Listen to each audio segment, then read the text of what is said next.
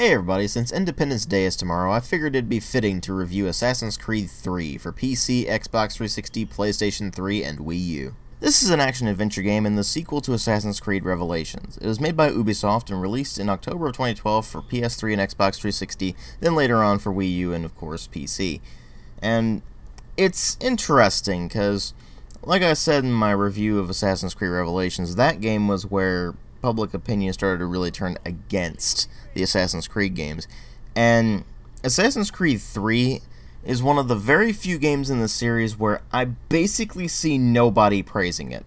You do get the occasional, oh, it's not that bad, or the occasional, well, I really liked it, but by and large, people just complain about it. So the question really becomes, why do people complain about it? Is it just a bad game? Is it just more of the same? What is it that went so wrong about Assassin's Creed 3 in so many people's eyes? Well, as far as the presentation goes, it's definitely a step up from Assassin's Creed Revelations, and that's partly because this is the first game to use the Anvil Next version of the Anvil engine, where Assassin's Creed Revelations was the last one to actually use just the plain Anvil engine. And this would go on to power the rest of the games in the series to date, as well as other Ubisoft games that are currently being made and have already been made. And with the new engine come a myriad of good things and bad things. The good things are that it just looks better. They've got better modeling, better animation, better texture work, but then there's the not so great things, like the sheer amount of bugs and glitches in this game. I'm legitimately impressed with how many bugs and glitches I have encountered in this thing, some of which are game-breaking, where I would have to just reload checkpoints in order to actually continue playing, because things would spawn out of the world, things would just disappear into the world, things would go flying off into oblivion, and who knows what happened with them, and other times things just wouldn't spawn at all. And on top of that, the game would crash, it would constantly have graphics glitches where things would just pop in out of nowhere, or they would just flicker in and out of existence. It was a complete mess. And yet, this is a couple of years after the game was released. It's been patched, and it's still like this. So you can imagine how it was when it came out. It was just even buggier than it is now. Now, if it was just graphics glitches or physics glitches, then I would be able to put that aside. But the fact that the glitches are game-breaking in a lot of cases is not acceptable, especially this far after release. But I digress. They did change the looks of some things here and there. For example, some of the characters who have been in the previous games, like Desmond, don't look exactly as they used to. And I think that's mostly from just the switch to the new engine rather than actually a change in art style or a change in character design. It's just an artifact of it. But the new designs don't look as good, oddly enough. Even though they are more detailed, they just don't look as real as the older games did. Which is kind of odd to say because, let's face it, this game is graphically superior to all of its predecessors, but it doesn't look as good. It's kind of a weird thing to say about it.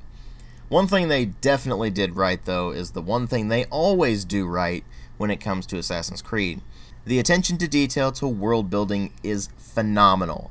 Again, they did a great job with it, and it's just a joy to wander around and just take in the sights, as usual. That said, the colonial setting is oddly enough not quite as interesting as the previous settings are, probably because it's a bit more recent in memory.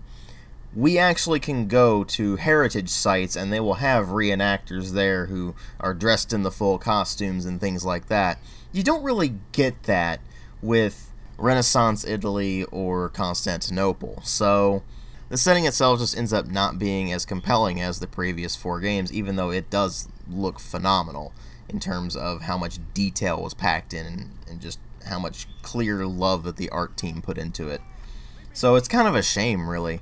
But then there's the sound design, which is more or less how it's always been, pretty high quality across the board, although this one seems to suffer from an epidemic of actors who are rather bored with what they're saying, or at least that's what it sounds like. Particularly with Connor, he either sounds angry or just bored, and not much else. Your husbands must keep you busy. It's kind of disappointing going from these characters who had some wit to them and things like that in the previous 3 games, and going straight back into Altair levels of boring with Connor, and honestly the rest of the cast. So there's really not all that many people you can really latch onto and go, I like this character. See, Connor himself is not a bad guy, but his voice acting is so bored that he feels like he has no personality. And then you go into the other characters who are just kind of flat and lifeless themselves, even though some of the voice actors do a better job than others. It's just really weird having this problem going from Assassin's Creed Revelations to Assassin's Creed 3, where the quality is still mostly there, but the actors just seem completely disinterested. It's a shame. That said, the sound effects are still very well done, and the music is still pretty solid, although it no longer has Jesper Kyd working on it, so that is a bit of a downside, because his soundtrack was pretty fantastic for the previous games, and he's not working on this one, so it kinda shows. But ultimately, the presentation ends up being decent overall. But obviously what really matter here are the story and the gameplay, and the story in this picks up where Assassin's Creed Revelations left off, where you are once again Desmond Miles, and you are looking through the memories of your ancestors through the Animus again. Only they finally revealed that the reason that you're doing this is that the 2012 apocalypse is gonna happen, so you need to find a way to stop it. I wish I was making that up. They actually went with the stupid 2012 apocalypse story. Anyway, Desmond's bits are not at all interesting, and in fact are downright irritating. So, what you're obviously wanting to do is go into the Animus and live through the memories of his ancestor, which in this particular case is Haytham Kenway. You start off the game in London, and from there you go to the colonies and start to establish the order there. Only, it turns out that Haytham's actually a Templar, and he's not the real main character. You see, you spend the first about 3 or so hours of the game playing as Haytham, and then you switch over to the main character, which is Radun Hagedon, also known as Connor, who is Haytham Kenway's offspring and is half Native American, specifically Mohawk, I believe. It kind of glosses over the specific tribe, and it doesn't really matter in the grand scheme of things. All that really matters is he's half Native American. And so the game actually really starts with him about 3 hours in, and gets things going with him playing hide and seek in the woods, only to find that the Templars under Charles Lee, who is Haytham Kenway's second in command, show up in order to do nondescript bad guy things to his village. And of course his mother is killed, which fills him with this sense of, well, he must avenge her, and he has this intense desire to kill Charles Lee. So what ends up happening is that he finds out through the use of one of the Apples of Eden, which apparently his tribe just has, that his destiny is to become an assassin and then do fairly nondescript hero ushering in a new era things. So he seeks out the person who can actually teach him things, which is Achilles Davenport, who is basically a retired assassin because he's gotten too old and decrepit to be able to actually do it, to train him in the ways and to help him defeat the Templars, bring freedom to the New World, so on and so forth. Well, it's really more just to keep his tribes safe. That's his main motivation. See, here's the problem with Connor. He's not an interesting character. He doesn't have a likable personality. Ezio was likable. He had wit. He had humor. He had a way with the ladies. He was an intelligent and interesting and fun-to-play character.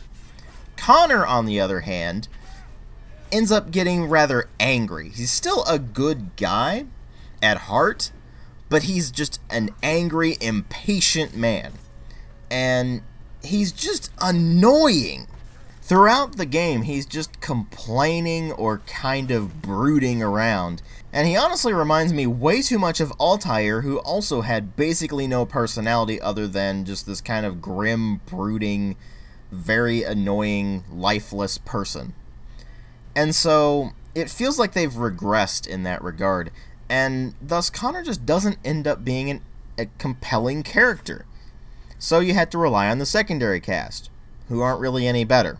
You do still have the whole historical figures factoring in. This time it's mostly people centered around the War for Independence, but they're just not all that interesting. They're also pretty flat and lifeless. The characters that you do find that have some personality are, oddly enough, only the people who end up settling on your homestead, which would bring me to gameplay, but I'll get to that in a moment. But I would like to remind you, it takes 3 hours to get to Connor's stuff to begin with.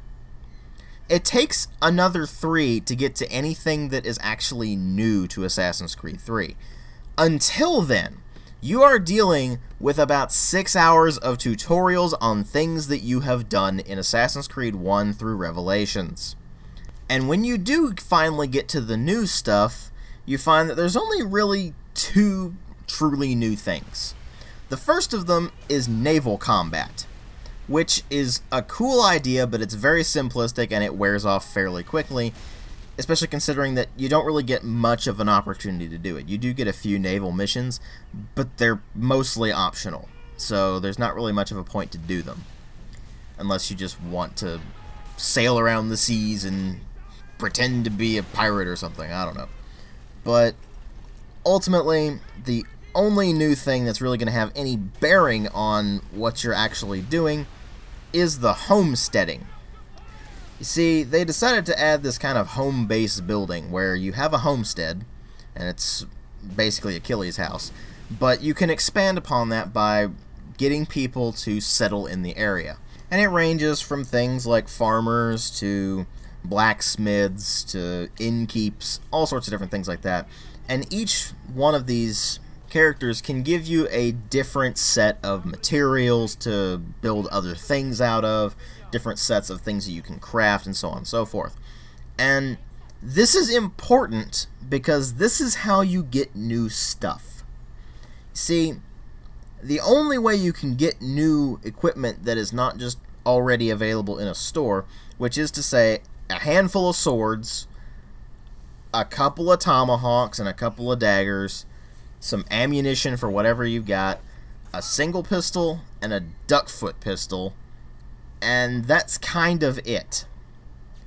So if you want anything else, for example, a much better pistol, or a much better tomahawk, or just the best weapons in the game, then you have to go through all of the homesteading quests.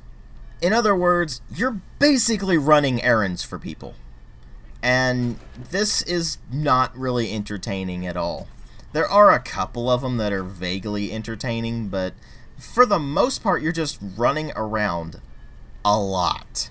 And this extends to even when you're not just doing homesteading. It's also when you're doing the main missions, when you're doing the various side activities that you have to fiddle around with, like fort liberations or various collectibles that you can find. You're doing a lot of running around with not much in the opportunity of fast travel. You see, in the previous 3 games, there was some pretty intensive fast travel available. In this one, not so much, even within the cities. So it's not just wandering around the frontier that gets tiring, it's wandering around the various towns that gets tiring, because you're doing it for the majority of the game. Honestly, the majority of my time was not actually spent playing the game, it was spent moving from place to place. Because it just takes a long time to do that. And that adds up over time. If you have to run across the damn map every single time you get a mission, it's gonna take a while. And it gets especially annoying if you have the whole desynchronized, you failed some miserably slight thing, therefore you must restart the mission. It gets pretty irritating. And even worse, there really aren't all that many viewpoints. There are in the cities, and even then, they still don't actually reveal the entirety of the city like they did with the previous 3 games. Actually, the previous 4 games. You see, they decided that the viewpoint should only give you a certain area. Now that's fine, because that's what they did in the previous games, but in the previous games, you could actually see the general layout of the city. It still had the fog over it, you couldn't tell specifics, but you could tell the general layout of a given area of the map. Not so much in this, it's just this flat, blank fog. And when you're trying to navigate, it gets pretty annoying when you're trying to find a viewpoint, and there just isn't one. So you've got large swaths of the map that you just have to run around in to figure out what's actually there. It gets even worse when you're out in the frontier, because there's only a handful of viewpoints, and they barely do anything for this. Now I understand why they did that, but that's not really good design for an open world game, where you need to know where things are. You need to know what you can do to navigate a given area. The map doesn't really do a good job for that. So, you spend most of your time just trying to get from point A to point B, and when you finally get there, the gameplay is really not all that exciting. It's basically what you've been doing in the previous 4 Assassin's Creed games. They did try to change some things up. For example, you now actually have more involved countering. Instead of just pressing X to win, now you have to press B and then either X or A to win. There are some enemies that are immune to just the straight up insta counter kill. So what you end up having to do is to disarm them and then just smack them around a bit until they just finally collapse. Or you can just shoot them, because now you have a pistol. Or you can do any number of things. In fact, you're kind of an unstoppable juggernaut of death. And their attempts to introduce difficulty by giving enemies guns that can actually fire in volleys and do considerable damage didn't really work out all that well, because it's fairly easy to counter that just by grabbing an enemy and holding them in front of you so they absorb all the bullets. Then you can just go on your merry way and slaughter the rest of them. But you know what? At least you look cool when you're doing it, because you got all these really flashy and often rather brutal animations for just eviscerating your foes with all variety of weapons, whether it be the hidden blades, which one of them is now detachable, so Connor will actually wield it in his offhand as just a knife, and he'll use whatever other weapon he's got, like a sword or a tomahawk especially, or something like that. And some of those animations are pretty brutal and gruesome. So they've at least done a good job in making the combat look cool, but it's not very entertaining from a gameplay standpoint. It really doesn't help that the enemy AI is incredibly dumb. They will run into walls all the time and get stuck. They will just shoot at walls because they know that you're behind that wall, but they can't hit you, and they'll keep shooting anyway for no discernible reason. They'll bunch up and just make it incredibly easy to eviscerate them. They still attack you mostly in that one at a time manner, which makes it incredibly easy to deal with them. It's the same old Assassin's Creed stuff.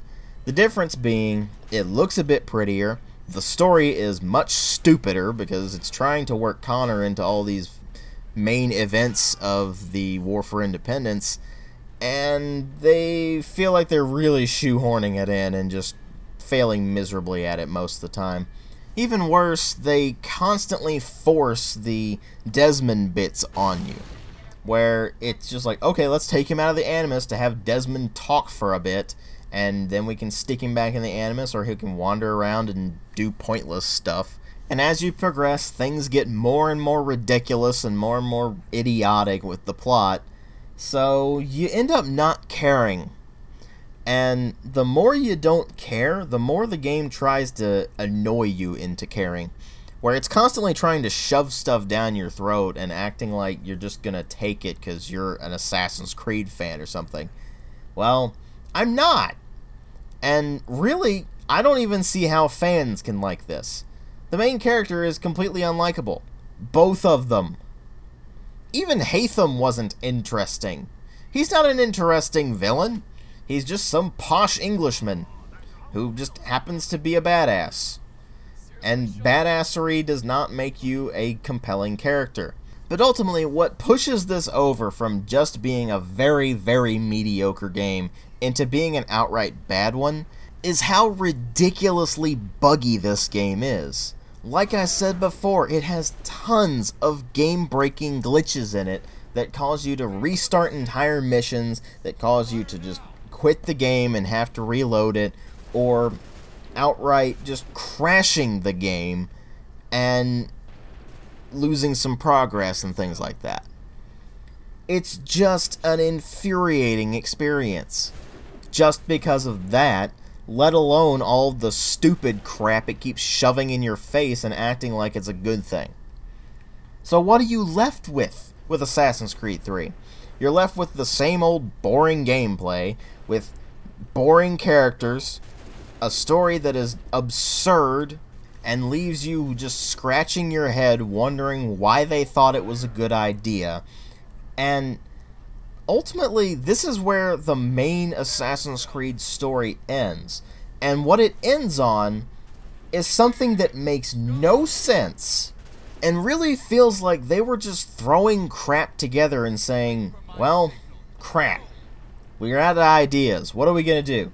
And that extends to the rest of the game. The homesteading that I mentioned before doesn't make any sense. It ultimately has nothing to do with the overarching plot of the game. It's just a side thing that you do to fill up gameplay. The almanac pages, the feathers, it's all just stuff to artificially lengthen the game. The lack of fast travel, again, artificially lengthens the game.